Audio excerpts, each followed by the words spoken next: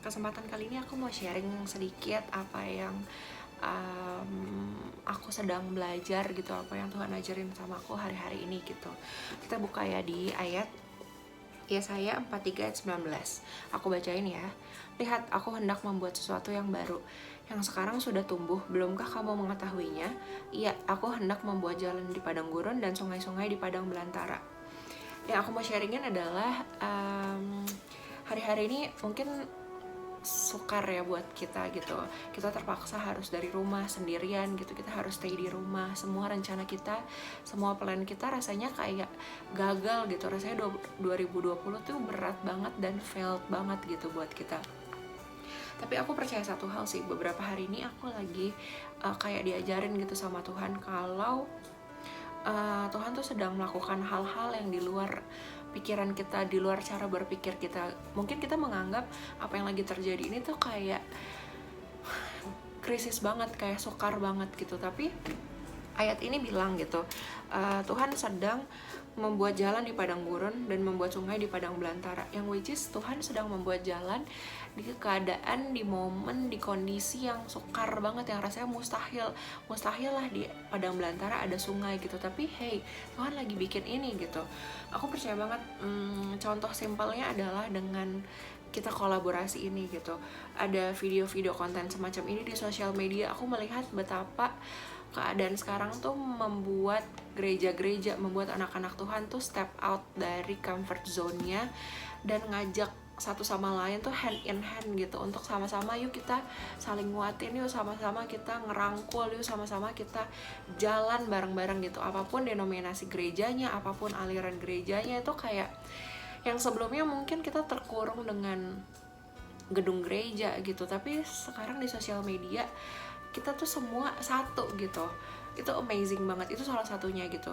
Dan yang paling penting lainnya adalah Tuhan tuh lagi membalikan semua kita ke core kita, ke dasar kita gitu, hubungan kita pribadi sama Tuhan. Mungkin sebelum ini ada yang malas-malesan.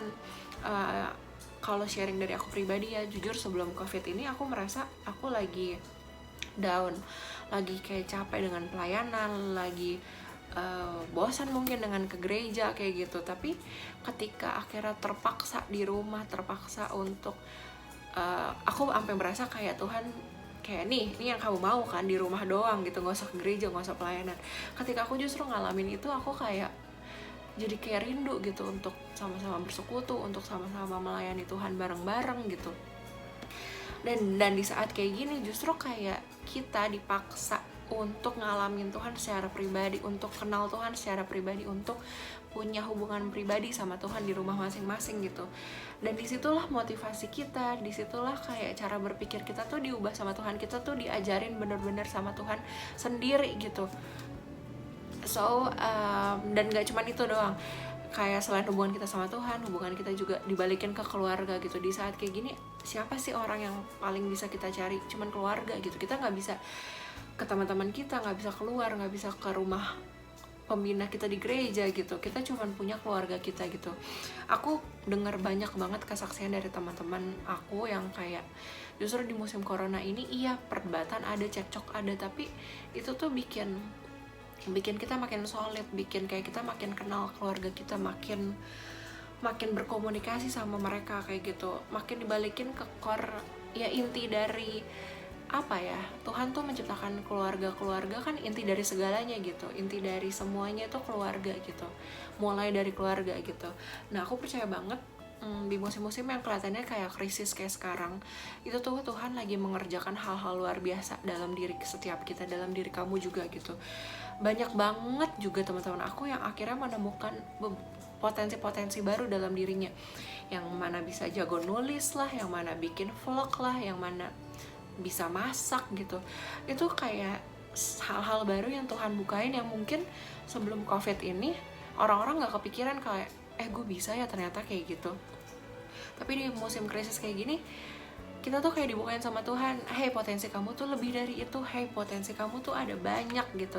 Tuhan tuh bener-bener ngasah potensi setiap kita gitu. So aku yakin banget, mungkin keadaan lagi sulit buat kamu, buat kita gitu, tapi percaya satu hal, Jangan patah pengharapan, jangan putus pengharapan. Tetap percaya sama Tuhan kalau Dia lagi mengerjakan hal-hal yang ajaib dalam hidup kamu, lewat hidup kamu gitu. Percaya Roma 8 ayat 28 kalau Tuhan turut bekerja untuk segala sesuatunya untuk membawa kebaikan bagi mereka yang mengasihi Dia.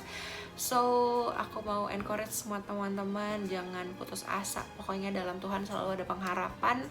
Dan hari-hari ini yuk kita sama-sama belajar gitu, apa ya yang Tuhan mau ajarin lewat hidup kita, apa yang mau Tuhan ajarin hari-hari ini ke kita secara personal, bangun hubungan pribadi sama Tuhan, kayak gitu sih. Oke, sekian sharing aku sore hari ini. Sampai jumpa di khotbah 5 menit berikutnya.